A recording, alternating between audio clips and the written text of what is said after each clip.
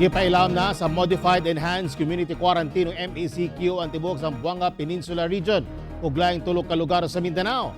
Samtang anaa gihapon sa General Community Quarantine o GCQ ang Davao City. Ano ang report?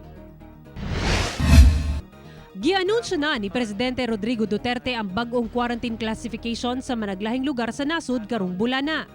Gipailawom na sa Modified Enhanced Community Quarantine o MECQ sugod karong adlaw kutob June 15 ang City of Santiago sa Cagayan sa Region 2. Apayao, Benguet ug Ifugao sa Cordillera Administrative Region o CAR. Puerto Princesa City sa Region 4B. Iloilo City sa Region 6. Tibuok Zamboanga Peninsula Region nga gilangkuban sa Zamboanga City, Zamboanga Sibugay, Zamboanga del Sur ug Zamboanga del Norte.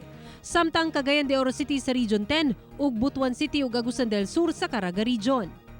Samtang gawas sa NCR Plus, Bulacan, Rizal, Laguna ug Cavite nga gipaubo sa General Community Quarantine nga dunay restrictions, ana asab sa GCQ ang mga lugar sa Baguio City, Kalinga, Mountain Province ug Abra sa CAR.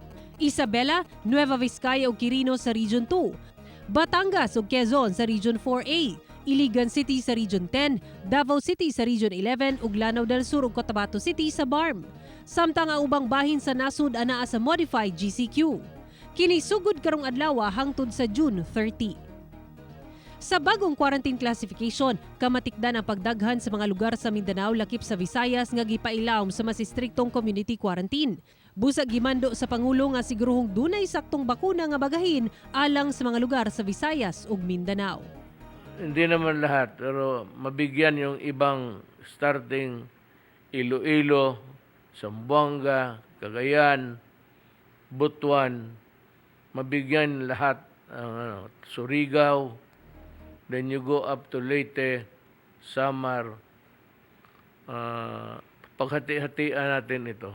Ako si Sara Hilomen Velasco para sa One Mindanao.